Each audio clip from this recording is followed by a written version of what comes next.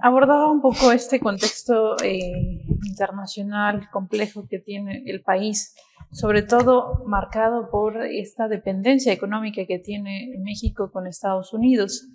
El presidente López Obrador habló mucho sobre soberanía y en ese sentido, México quedó por esta realidad económica.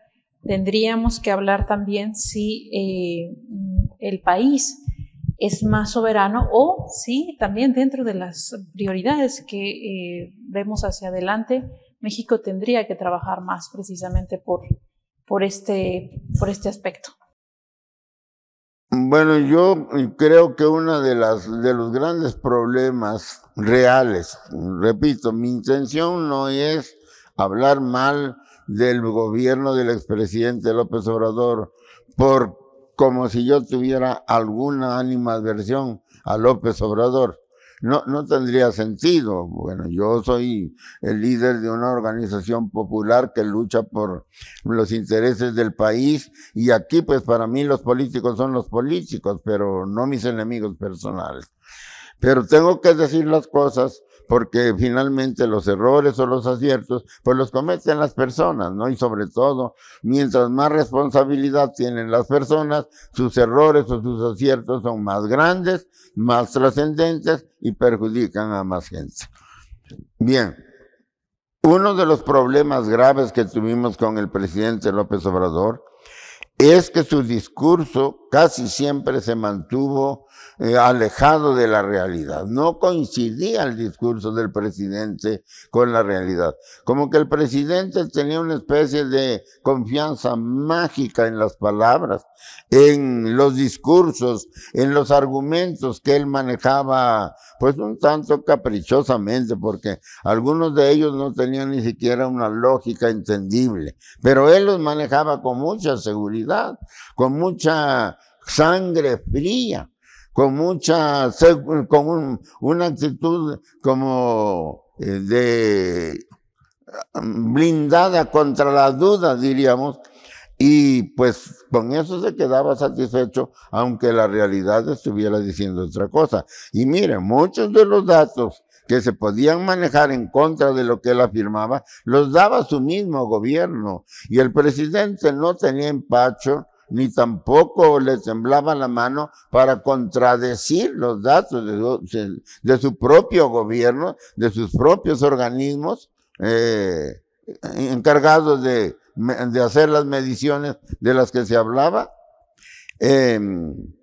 señalando simplemente que él tenía otros datos, pero nunca dijo ni cuáles eran ni de dónde los tomaba y por qué valían más sus datos que los datos que daban las estructuras especializadas de su propio gobierno.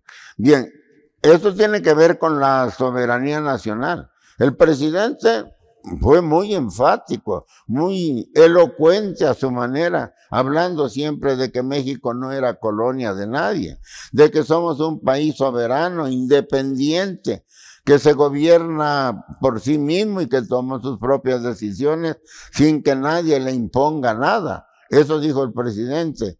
Y a muchos les gustaba el discurso. Es lógico, ¿no?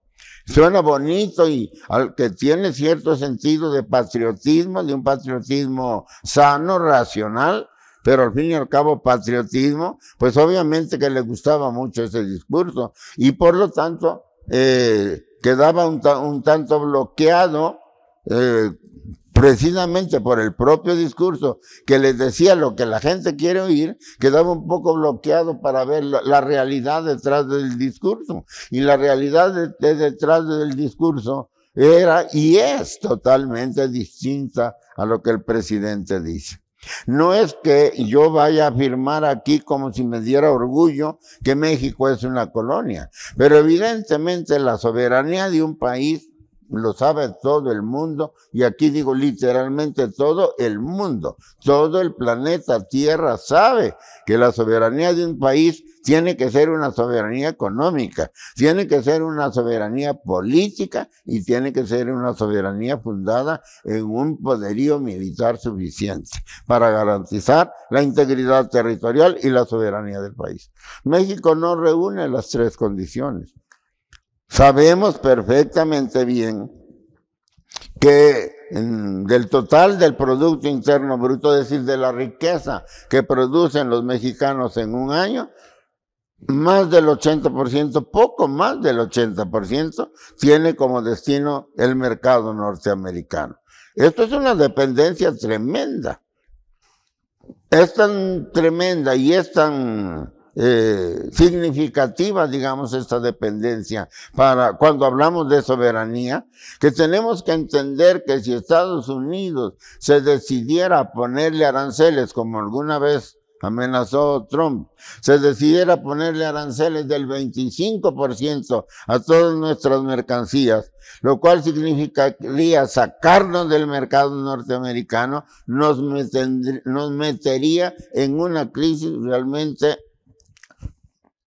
insoluble sería un verdadero, diría yo, una tragedia para el país. ¿Qué haríamos con esas mercancías? ¿Qué haríamos sin podérselas vender a Estados Unidos? Hallarles mercado en otro lado, eso es posible, pero no es una cosa que se haga en 24 horas. En cambio, los impuestos sí que se pueden poner en 24 horas. Entonces, ahí está una prueba de que no somos un país que pudiera decir que tiene soberanía económica. En cuanto a la soberanía política, significa ni más ni menos que los políticos mexicanos y que la clase política mexicana es una clase política total y absolutamente independiente del resto de la estructura política del Estado mexicano. Es decir, como si no hubiera ninguna relación entre la política, la economía, el mundo militar y el exterior. Y no es así. Los políticos mexicanos también tienen limitantes que en primerísimo lugar los tenemos que ver en los intereses de las clases dominantes en México. Tienen que conciliar con ellos. Si no es que obedecerlos a veces abiertamente. No quiero ser audaz, pero cuando menos conciliar sí que tienen que hacerlo, porque si no, de otra manera, los señores del dinero tienen en sus manos palancas muy poderosas para poner en crisis. Por ejemplo, el crecimiento de la economía, ¿no? O por ejemplo, las inversiones, pues que es lo mismo, ¿no? Entonces, los políticos mexicanos, por otro lado, saben perfectamente bien, sobre todo la Secretaría de Relaciones Exteriores, todas las limitaciones que el país tiene en sus relaciones con Estados Unidos y otras naciones que tienen influencia poderosa, sobre todo por la vía económica en México. Y entonces, políticamente hablando, nuestras decisiones tampoco son tan soberanas y tan absolutas como dice el presidente. Y una prueba de ello es lo que pasó con la inmigración. El presidente dijo: en mi gobierno no va a haber obstáculos para los migrantes de América Central y del Sur. México abre sus puertas, les pide que vengan, que entren. Nosotros les vamos a dar un salvoconducto para que atraviesen sin peligro el territorio nacional y lleguen a la frontera, y los que quieran y así lo demanden, les vamos a dar la residencia en México y les vamos a dar trabajo. Yo escribí en ese momento un artículo, debe estar en alguno de los libros publicados, donde yo dije que eso era un error porque estaba provocando una verdadera avalancha de migrantes al país, con el que no íbamos a poder, porque en México faltan trabajos. Porque en México la pobreza es muy grande, no estamos en condiciones de recibir a oleadas de miles de centroamericanos para que se queden en el país. Y bueno, mandarlos a la frontera con Estados Unidos nos iba a provocar un problema con Estados Unidos, y así fue. Estados Unidos se enojó, se molestó y nos dijo: o cierran la frontera, o me controlan a la emigración, o le subo los impuestos a todas las exportaciones mexicanas en el 25%. Y el gobierno mexicano tuvo que hacer lo que el gobierno norteamericano dijo. No lo invento yo, lo sabe todo México. Entonces, tampoco podemos hablar de una soberanía política ni de una soberanía económica. Y de la soberanía militar, pues yo me muestro hasta preocupado porque sabemos bien que México no es de ninguna manera autosuficiente en la fabricación de sus propias armas. Ahora estamos mirando lo que está pasando con los árabes, por ejemplo. ¿Por qué no se pueden defender de la masacre que está cometiendo Israel contra ellos? Porque no tienen armas. Porque las pocas armas que tienen se las venden los que están apoyando a Israel, los Estados Unidos, la Unión Europea, etcétera. Entonces, no hay manera de salir de eso. Nosotros estamos en una situación parecida, aunque no tenemos afortunadamente un conflicto de las dimensiones que tienen los árabes. Pero el hecho es ese. Y además estamos ligados al ejército norteamericano, porque se hacen ejercicios militares conjuntos, etcétera. Y pues creo que lo único que nos diferencia del resto de algunos de los países, como Colombia, precisamente de América Latina, países de América Latina, es que no tenemos bases militares aquí entre nosotros. Pero no tener bases militares no quiere decir que no tengamos presencia y espionaje militar dentro de nosotros. Seguro que sí los hay. Es una cosa sabida, pues no lo estoy inventando yo. Entonces yo termino diciendo, no podemos hablar en serio de soberanía. No existe la soberanía mexicana. Entre otras cosas porque no hemos hecho los cambios económicos, porque todo descansa en la economía. No nos engañemos. La economía es la base de todo. Como dijo Marx, la economía es la estructura del edificio social. Todo el edificio social está levantado sobre la economía. ¿Por qué? Porque en la economía se producen los bienes, los satisfactores que el hombre y la sociedad necesitan para vivir. Si no hay economía, no hay sociedad. No hay estructura levantada, no hay edificio levantado sobre la base que no existe. Entonces, la economía es la base de todo.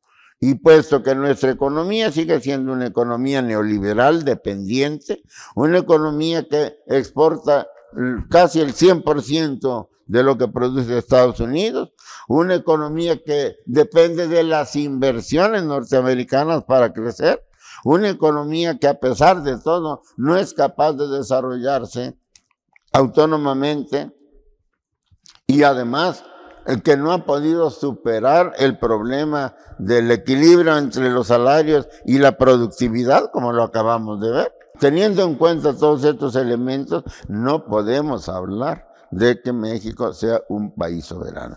Entonces, decirlo así, y peor aún, tomar decisiones basadas en esta ficción de soberanía, no solamente es falso, no solamente es un error, no solamente es un desfase entre la realidad y el discurso, sino que esto está provocando conflictos peligrosos que nos pueden llevar a una situación muy delicada con Estados Unidos.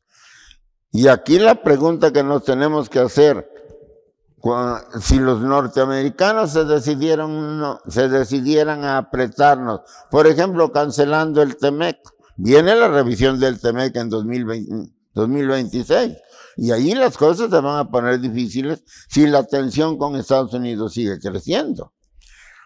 Y si se decidieran a cancelar el TEMEC, ¿qué va a pasar con nosotros? Si nos aprietan los norteamericanos elevando los aranceles y demás, es decir, si nos aplican una política parecida a la que le están aplicando a Venezuela, ¿estamos preparados los mexicanos para resistirlo? El pueblo de México va a ser tan valiente, tan decidido, está tan consciente como el pueblo venezolano de Maduro. Muchos se deshacen en ataques para Maduro porque son partidarios ciegos del capitalismo explotador del mundo. Pero la realidad es que el pueblo venezolano es un modelo de pueblo batallador que está consciente de su soberanía y la está defendiendo. Nosotros estamos en la misma posición. A mí me parece que lo deberíamos pensar. Yo creo que seguir manejando la soberanía mexicana como la manejó el presidente López Obrador, una verdadera ficción, nos puede llevar a problemas delicados para los que el pueblo mexicano no ha sido preparado. En torno a esta preparación, de la que, digamos, también es una deuda que tiene la 4T con el país, preparar al pueblo mexicano para diversos cambios económicos y políticos que están ocurriendo en el mundo. De hecho, el peligro es real, hay el peligro de guerra promovido por Estados Unidos, que sigue empeñado con esta política belicista y abriendo muchos conflictos en el mundo. ¿Cuál sería el mensaje a los mexicanos precisamente ante este escenario? Yo creo que los mexicanos haríamos muy bien en preocuparnos bastante más de lo que lo hacemos respecto a lo que pasa en el mundo entero. Meternos un poco más a lo que ahora se ha dado en llamar, se ha puesto de moda, geopolítica. Necesitamos preocuparnos más por la geopolítica, porque aunque algunos, o quizás la inmensa mayoría de nosotros, crea que no le atañe la geopolítica, que es un asunto de especialistas o de gente que vive en las bibliotecas nada más, me atrevo a decir que debiéramos reflexionarlo porque no es así. Es un error pensar así. ¿Qué es lo que está pasando en el mundo actualmente? Para no darle muchas vueltas. Pues simple y sencillamente está pasando que una parte importante del planeta no está de acuerdo con el neoliberalismo rampante que hay en el mundo, que está produciendo la concentración de la riqueza, una tremenda concentración de la riqueza, tanto al interior de los países, lo acabamos de ver con México, como a nivel, como a escala planetaria. Se dice, lo han dicho algunos investigadores como Oxfam, que en el mundo hay unos 500,000 millonarios, como Elon Musk, o como Bill Gates, o como algunos otros nombres de esa naturaleza, los gigantes de la tecnología. Pero como ejemplo conocido, pero hay otros, General Electric, General Motors, etcétera, etcétera. Los grandes monopolios mundiales norteamericanos han impuesto este modelo y son ellos los que se están beneficiando. Decía yo, según Oxfam, por ejemplo, son 500,000 millonarios en el mundo que concentran más riqueza que la enorme mayoría de la población mundial. Somos aproximadamente 8,000 millones de seres sobre la Tierra, y de esos 8,000 millones sobre la Tierra, solo 500 personas concentran la riqueza del planeta. Y los demás nos repartimos migajas, porciones muy pequeñas de esa riqueza, que es lo que nos permiten los grandes acaparadores, y eso es lo que explica la gran desigualdad mundial. Ahora, el problema es que esta gran desigualdad mundial está provocando desequilibrios políticos, porque la gente no puede vivir eternamente dentro de esta desigualdad y sobre todo dentro de la pobreza que genera esta desigualdad tan irracional, diría yo, tan absurda.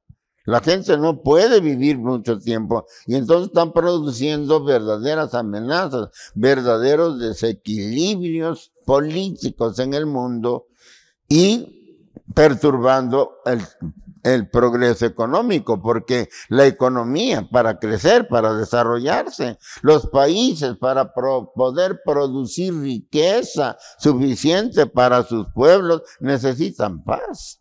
Pero la concentración de la riqueza y la creciente pobreza que genera están poniendo en peligro esta estabilidad, esa tranquilidad de los países.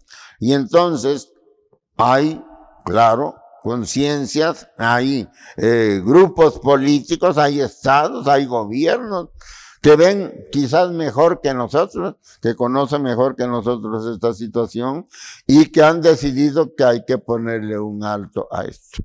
Que el mundo no puede seguir creciendo, así que hay que cambiar la estructura mundial, que hay que cambiar el orden mundial que se generó y que ha funcionado desde fines de la Segunda Guerra Mundial, desde 1945 prácticamente hasta la fecha, y que es lo que le ha dado al imperialismo norteamericano un gran poder sobre el mundo, sobre los recursos del mundo, sobre las riquezas del mundo, sobre los mercados del mundo, sobre las rutas de comunicación del mundo, marítimas, aéreas, terrestres, y desde luego sobre la gente, sobre los habitantes del mundo.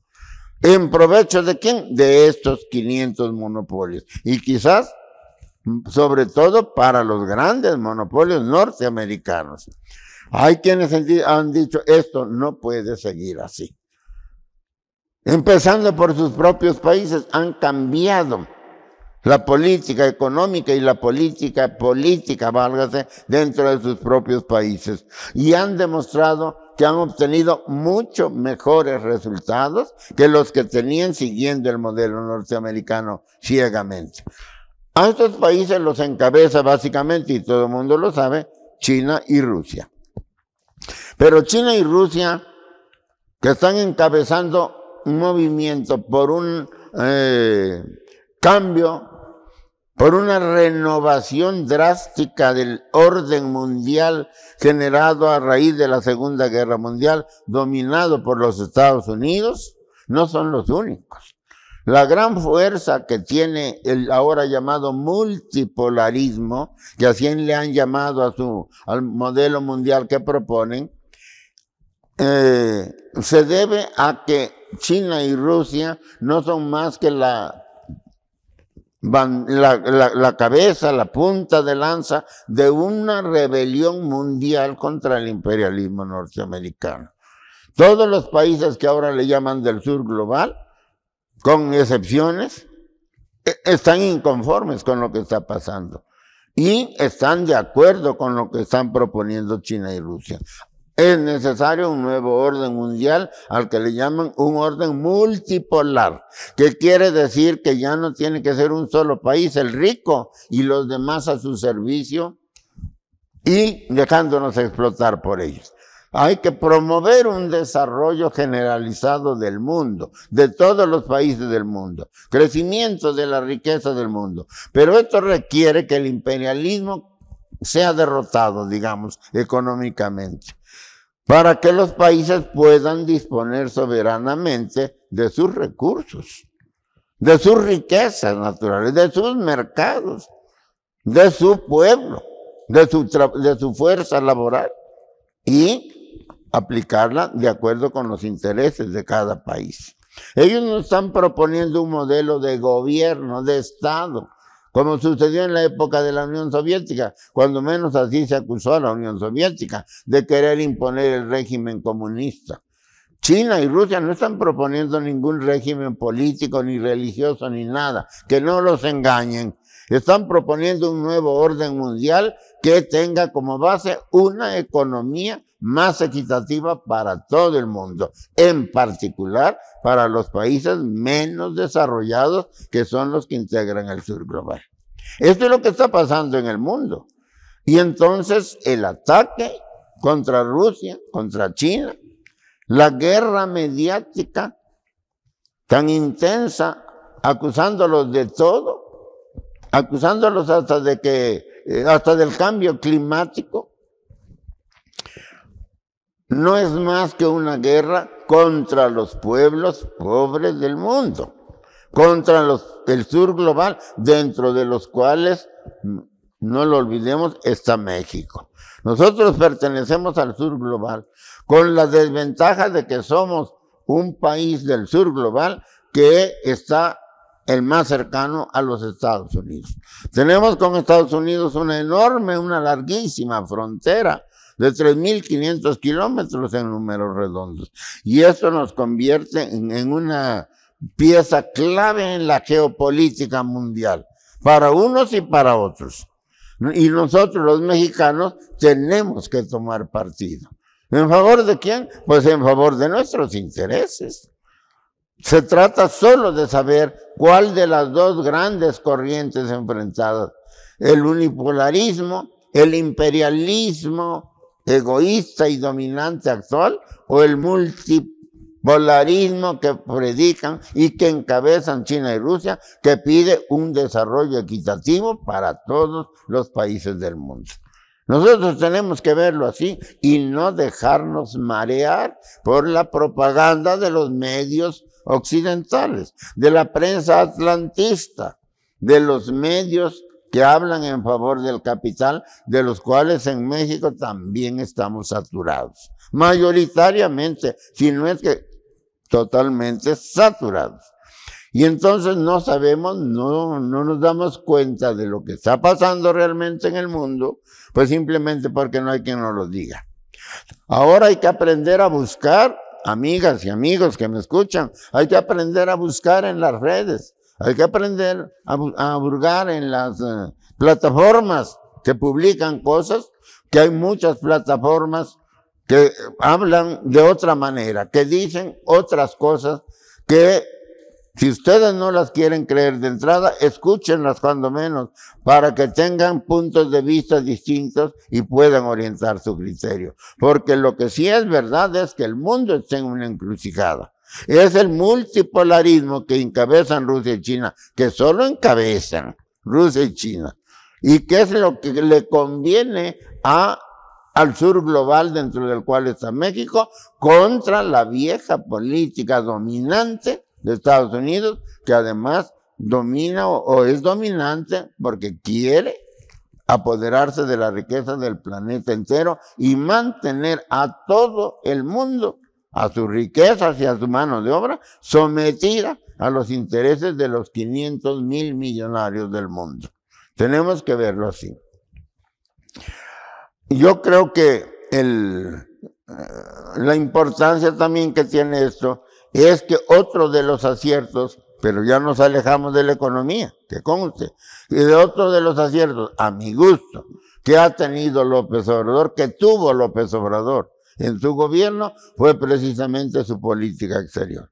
Yo no puedo condenar la política exterior de López Obrador cuando se acerca a Venezuela, cuando se acerca a Cuba, cuando se acerca a Nicaragua, cuando trata en condiciones cordiales con China, con Rusia, cuando se ha negado México a seguir las sanciones del imperialismo contra Rusia. Yo no puedo estar en contra de eso. Y aquí se demuestra lo que decía yo hace rato. Yo no soy enemigo de López Obrador. Por lo tanto, no tendría sentido, porque yo soy un político a la cabeza de un movimiento popular. Y a mí lo que me interesa es México, y no cualquier México, sino el México de los pobres, de las grandes masas trabajadoras. Estando así las cosas, aquello que a mí me parezca, pues, según mi leal saber y entender, desde luego, según mi opinión, que está bien, yo lo voy a decir, aunque resulte en beneficio de quien sea, en este caso, del expresidente López Obrador. Yo creo que lo que hizo López Obrador en materia de política exterior es lo que debiera seguirse haciendo, porque no podemos estar con España cuando vemos cómo le están dando refugio a este señor González, que es un impostor, que quiere hacerse presidente de Venezuela, no habiendo ganado las elecciones, sino con el apoyo del imperialismo norteamericano, del dinero y de las armas norteamericanas, quiere imponerse como presidente de Venezuela. Y se exilia en España, y el señor presidente de España, que para colmo de escarnio es miembro del Partido Socialista Obrero Español, Pedro Sánchez lo recibe con honores y lo reconoce como el presidente legítimo de Venezuela, lo cual es una bofetada no solo a Venezuela, al mundo entero, porque ¿quién es Pedro Sánchez para decidir quién es el presidente de Venezuela? Mañana lo hace también con México. Así que la bronca que trae López Obrador con España, aunque ciertamente tuvo como origen una posición baladí del presidente, pero la evolución del problema me dice a mí que realmente España necesita una recomposición como México de su clase política. Y con esta reflexión que nos llevó a ver esta situación de Venezuela, con Edmundo González, que es precisamente quien ahora es una de las figuras que se ostenta como presidente de Venezuela.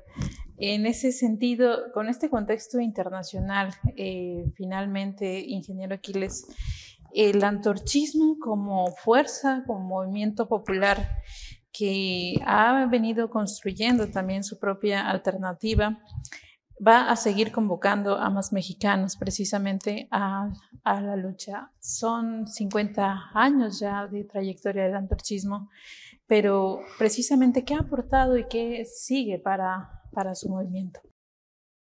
Sí, son 50 años del antorchismo. En este año cumplimos 50 años de luchar contra la pobreza y en favor de los intereses de las clases más desprotegidas de nuestro país, que forman la inmensa mayoría de los mexicanos. La inmensa mayoría. Nosotros luchamos por muchos mexicanos que nos odian, que nos atacan, que nos calumnian, porque no nos entienden, porque no saben lo que nosotros estamos haciendo y lo que nos proponemos hacer. Esto es inevitable. No me estoy quejando, estoy señalando un hecho. Y también tenemos 50 años de batallar con distintos gobiernos, principalmente del PRI, pero luego también del PAN y luego también otra vez del PRI y finalmente con Morena. De todos estos gobiernos no podemos decir sin mentir que hayamos tenido un apoyo o una cobertura política o económica o siquiera de trato cordial que nos haya ayudado a impulsar adelante nuestro movimiento. Antorcha sí ha tenido que ir abriendo paso a golpe de tenacidad, a golpe de trabajo de sus militantes, de sus miembros, a base de no traicionar a la gente, de mantenerse cerca de la gente, de conocer a nivel del suelo, a nivel de la calle, los problemas de la gente y tratar de entenderlos y resolverlos. Y pues con el propósito claro de ir conquistando el ánimo y el corazón de la gente para que se organice. Porque Antorcha, que nació para luchar contra la pobreza y en favor de los derechos de los más necesitados, que se derivan de su posición económica, pero que no se reducen a la posición económica,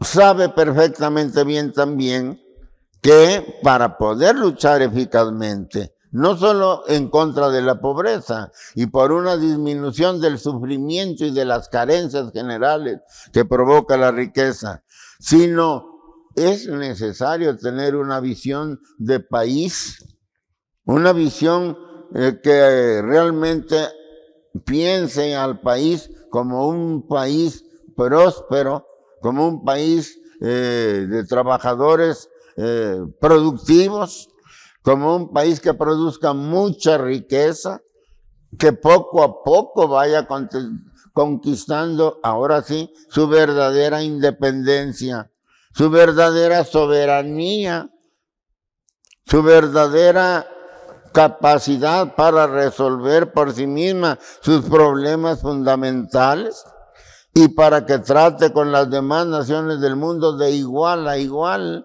sin tener que quitarse el sombrero ante los que tienen mucho dinero. Necesitamos ver el país así y crear un proyecto de país, una visión de país que ataque los problemas actuales y que plantee, es decir, que tome un rumbo eficaz, bien pensado, bien ensayado, diría yo, bien comprobado, para poder salir, para poder superar esta situación de México. Antorcha, entonces, nace como una organización que en lo inmediato lucha contra la pobreza y la marginación, sobre todo en sus ángulos más agudos, más lacerantes, pero también con el propósito de promover, de luchar por un México distinto, por un México próspero, más equitativo, más opulento, como dijo alguna vez Lenin, y que se abra un espacio digno, como dicen cursimente algunos, en el concierto de las naciones civilizadas del planeta. Este es el proyecto de Antorcha. Y desde luego que esto tenía que chocar con obstáculos muy grandes, de buena parte de la clase política y también de buena parte de la clase del dinero. Y eso se ha manifestado en el continuo ataque en medio del cual hemos tenido que avanzar. Nosotros hemos tenido que avanzar bajo, hablando metafóricamente, bajo las balas del enemigo. Y a veces ni tan metafóricamente, hemos tenido que avanzar, que abrirnos paso. Y aunque no podemos hablar de éxitos espectaculares, no podemos decir que estamos a punto de ganar el poder de la República, pensamos que vamos camino de lograrlo. ¿Por qué? Porque hemos tenido avances. Porque Antorcha ya no está igual que cuando nació. Porque Antorcha ha crecido en número, no lo suficiente, no como me hubiera gustado a mí, no como quisiéramos todos los antorchistas, pero hemos crecido. Y hemos crecido también algo muy importante que casi no se menciona y menos se persigue, hemos crecido en conciencia de clase, en conciencia política de nuestra gente. Es decir, hemos crecido en cantidad y en calidad de nuestra militancia. Y eso nos permite a nosotros, amigos del público, confiar en que Antorcha va por el camino correcto y que vamos a poder en algún momento dado, sobre todo a medida que vayan cambiando las circunstancias del propio pueblo de México, para que se haga más sensible y receptivo a nuestros planteamientos, va a llegar un momento en que el crecimiento de Antorcha va a alcanzar la magnitud que se requiere para convertirse en una verdadera alternativa política para el país. Estando así las cosas, ¿qué puedo yo decirle? ¿Cuál es mi mensaje? Como me sugiere nuestra amable interlocutora, la licenciada Francis de Canal 6. ¿Qué puedo yo decir? Que se organicen con Antorcha, que conozcan Antorcha, que se documenten sobre Antorcha. No tienen que ir a ninguna biblioteca ni creerme a mí. Hay muchísimo material publicado por la organización. Consulten la página de Antorcha, consulten la página de algunos dirigentes de Antorcha que publican muchas cosas. Les recomiendo que lean la revista Buzos, que es una revista hecha por un equipo de publicistas que han trabajado mucho y se han preparado a conciencia para ser una de las revistas más pulcras, mejor presentadas y mejor documentadas de México. Conozcan Antorcha, interésense por lo que dice Antorcha, porque los tiempos se están poniendo cada vez más nublados y necesitamos nosotros construir un muro de defensa para México. Un muro de defensa que solo puede construir el pueblo de México. Sí, pero con la condición de que se organice y se eduque políticamente. Ustedes dirían, si yo les hablara nada más en abstracto, dirían, ¿y cómo le vamos a hacer? ¿Cómo nos vamos a educar si ya no vamos a la escuela? Si ya estamos trabajando. ¿Cómo nos vamos a organizar si no sabemos cómo hacerlo? Ah, bueno, ahora existe Antorcha. Y Antorcha les dice cómo organizarse y cómo educarse fuera de la escuela.